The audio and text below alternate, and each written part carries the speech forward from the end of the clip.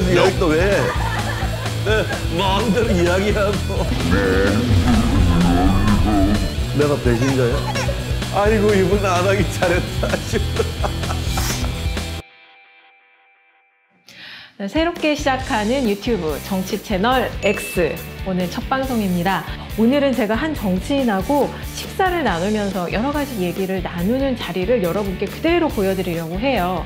오늘 모실 정치인은 24년 의정 생활을 얼마 전에 마무리하고 지금은 자유인이 된, 꼽아보니까 정치인들 통틀어서 밥을 가장 자주 먹은 정치인 탑5 안에 드는 것 같습니다. 어떤 정치인이 올지 여러분 기대되실 텐데요. 그런 정치의 생생한 모습을 오늘 날 것 그대로 보여드릴 예정입니다. 맞다, 이거 오랜만에 오네.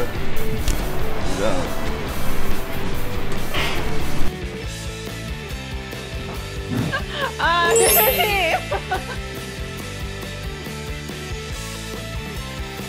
그래서 유종인비를 그렇게 막 뒤집어 놓는 우리가 뿌리 씨앗이야. 이걸 결국 정치인들이 제 감정 만들어 놓은 거예요.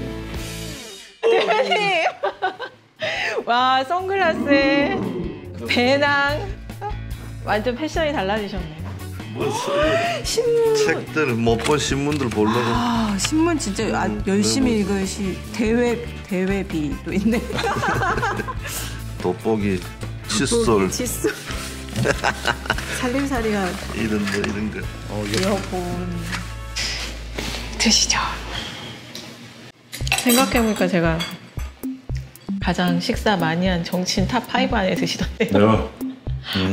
왜냐면 저 말찌는 때 처음에 그 당 출입했을 때 사무총장이셨잖아요. 기자들 밥을 진짜 많이 사셨어요. 아세요? 내가 술을 좋아하니까. 그러니까 기자들하고 술 먹는 재미도 있고. 나는 정치 시작하면서 정치는 기자들하고 같이 하는 거다 이렇게 배웠기 때문에 기자에 대한 서비스 기본 생각을 가지고 있지. 만나시면 뭐 가지고 오세요, 기자들하고? 기자들하고 만나면. 요즘 기자들 젊잖아. 네. 그러니까 젊은 사람들이 이야기라도 들을 수 있고 또 기자들하고 또 많은 정보를 듣게 되죠. 기자들도 이 정치판이 돌아가는 맥을 아는 사람이 몇 명 없다니까. 그러니까 그 맥을 가르치는 거지. 그래야지 이제 정치를 바로 보고 바로 쓰게 되는 거지. 저는 왜냐면 이제 사석에서 그 의원의 본 모습을 많이 볼 수 있는 자리잖아요. 그래서 결국은 그 의원에 대해서 기사를 쓸 때 밥자리에서 들었던 얘기가 결국은 그게 엄청 중요한 소스가 되거든요. 해설 기사 같은 거 쓸 때 정치는 해설 기사가 중요하니까. 문제는 네. 그런 밥자리에서 이야기한 거는 기사를 안 쓰는 게 과거는 관리였는데 네. 입으로 먼저 오프를 걸건 걸지 않건 요새는 그런 비밀이 없어져 버리잖아요. 아, 진짜요? 그러니까 기자를 갖다 안 만나게 되는 거예요. 과거에는 뭐 정치인과 기자들 사이에서 낭만이 있었다, 뭐 비밀이 유지가 되고 뭐 이제 다 지난 이야기고 이제는 그런 게 없어요. 숨소리까지 다 정보 보고 하니까.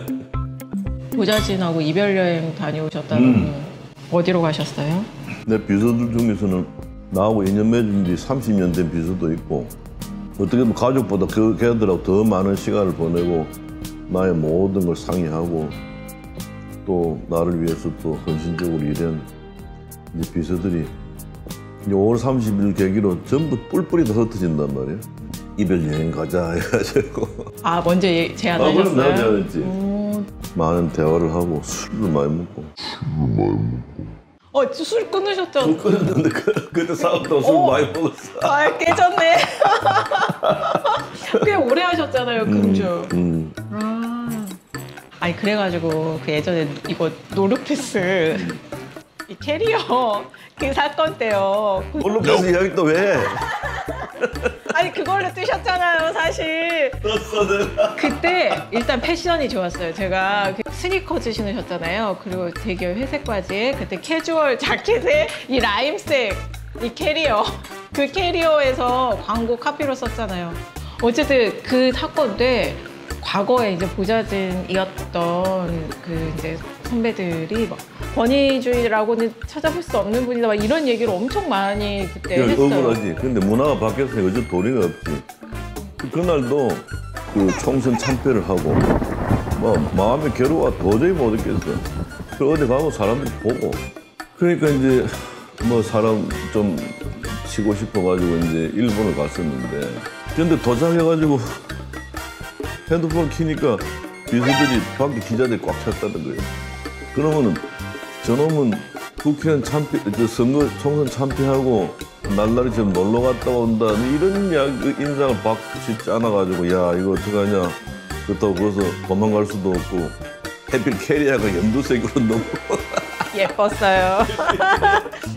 자동문이 싹 열리는데 보니까 비서가 있어. 그래서 승기를 줬는데 아이고 그걸 가지고 노룩 패스나 뭐 처음에는 그걸 또 뭐 재밌게 또 보도를 했어.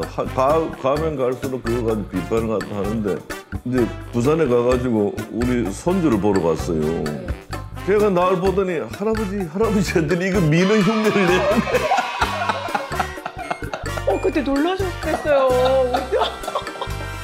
아이고 그랬어. 세상에. 이게 얼마나 많이 보도가 됐으면 그 어린 손주가 나를 보자마자 그 흉내를 내는지 해가지고 쉽지 않아요. 진짜 정치인은 어딜 가나 보고 있으니까 보는 눈이 많아서. 나는 원래 그런 사람이 알다는 거 알지? 그러니까 기자들은 처음에 저희도 약간 코미디카 개그로 생각을 했는데 아니 너무 억울하잖아. 아무것도 아닌 가지고 말이야. 사람을 갖다 그렇게 이상한 사람 만들어 버리니까.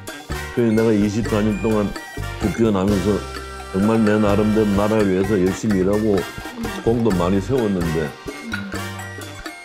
국민들은 김무성 하면 노룩패스로만 기억을 하고 있으니 이렇게 허무한 일이 어디 있나.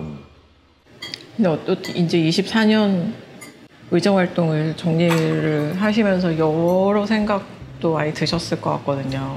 처음에는 YS 이제 김영삼 전 대통령이라는 정치인을 만나서 정치를 시작하시게 그렇지. 된 거죠. 민주화 투쟁하다가 5.18 민주화 운동을 실상을 알게 되고 난 뒤에 우리나라의 공권력이 국민을 향해서 발표를 했다. 진압은 해야지. 진압하는데 왜 총을 쏴야 돼서 죽여야 되는 말이야. 그렇지 않아? 그런데 이거는 있을 수 없는 일이다라고 민주화 운동에 내가 이제 참여를 하게 된 거지. 그래 이제 YS를 만나고. 돌이켜 보시면 박근혜란 사람 때문에 정치 일정의 여정에 사실 한복판에 있을 수밖에 없었잖아요. 박근혜란 인물이. 저 예전에 하셨던 말씀 중에 기억나는 게 박근혜란 정치인은 권력의 그 공공성과 민주성이 없는 사람이다. 사고의 유연성이 부족하고 사고의 민주성이 부족하고 그렇게 내 이야기를 했었지. 늘 상명하복이잖아요. 내가 그러니까 나는 민주화 투쟁하다가 YS한테 정치를 배웠기 때문에 YS는 그런 권위가 없는 분이야. 뭐든지 우리한테 의견을 물어보고 우리 가서 이야기하면 그걸 수용을 하시고. 근데 이 양반은 완전히 다른 사람이야. 그러니까 나는 박근혜 대표하고 나하고 수평적 동지적 관계라고. 내가 니를 도와주는데 너 당당한 입장이고 박은 너는 내 신하다 이렇게 생각하는 거지. 거기서 비극이 생기는 거야. 실제 그렇게 많이 느끼기도 하셨어요. 이렇게 대면하시거나 이럴 때 나를 이 사람은 신하로 생각하는구나. 많이 느꼈지. 그러니까 부딪히는 거지. 그 예전에 이제 MB 때 정무장관이었나요? 특임장관. 그때 이제 MB는 시키고 싶어 한다. 근데 그때 그 박 대표가 반대를 해서 결국 이게 안 됐다. 뭐 그런 얘기가 있었거든요. 그때가 이제 소고기 파동 직후야. 조각 수준의 대폭 개각을 해라 이렇게 요구했지. MB가 이제 대폭 개각하기 싫으니까 잘못한 게 없으니까. 그때도 뭐 친이 친박이 완전히 이렇게 돼 있었잖아. 덤비고 있을 때니까 김무성이를 정무장관을 시키는 것으로 이제 넘어가려고 나한테 제안이 들어왔지. 그래서 이제 대통령 뜻이다라고 이야기를 하고 그래서 내가 좋다 내가 하겠다. 단 박근혜 대표한테 허락을 받아야 된다. 그때만 해도 나는 박근혜를 대통령 만들어야 된다는 그런 내가 딱 개인 목표가 있었으니까 박근혜가 대통령 되는데 이게 도움이 된다 판단한 거지. 그래서 이제 밤 10시 반쯤 맹영규하고 헤어져가지고 이제 그 삼성도 집으로 갔어. 긴급하게 내가 상의할 일이 있다. 이것이 당신이 대통령 되는데 도움이 된다. 듣더니 안 된다는 거 하지 말라는 거예요. 그 면전에서요? 물론이지. 왜 안 되느냐? 자세한 이야기도 안 하고 무조건 하지 말라는 거예요.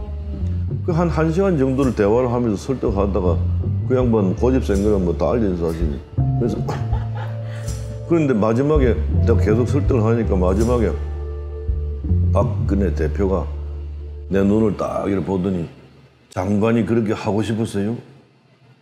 이렇게 나를 모욕을 주는 거야.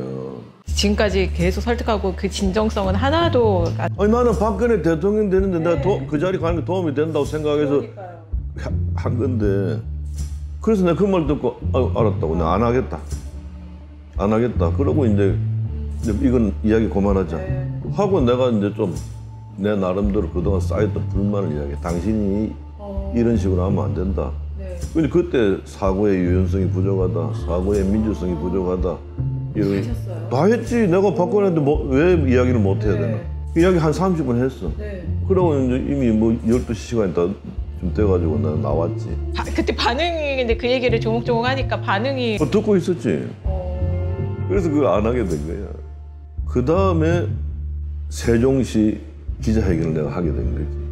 이명박 대통령이 주장하는 그 재벌 5대 재벌이 투자하는 기업 도시를 만들겠다 하는 것도 맞는 말이다.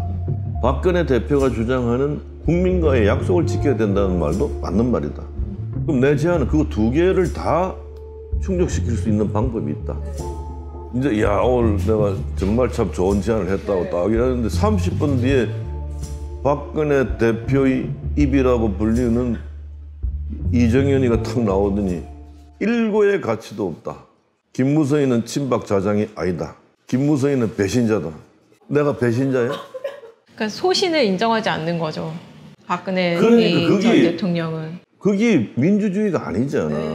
아니, 머릿속에 그런 사고가 박힌 사람이 어떻게 민주 정치를 할 수가 있나. 두 번이나 어쨌든 그렇게 희생이라면 희생 포기를 한 걸 알잖아요. 본인이 하지 말라고 해서 정치의 뜻을 접었는데 이거는 뭐 그런 뭘 한 자리를 하겠다는 것도 아니고 소신을 밝힌 것일 뿐인데 그날로 박근혜하고 나하고 공식적으로 이제 헤어진 거예요.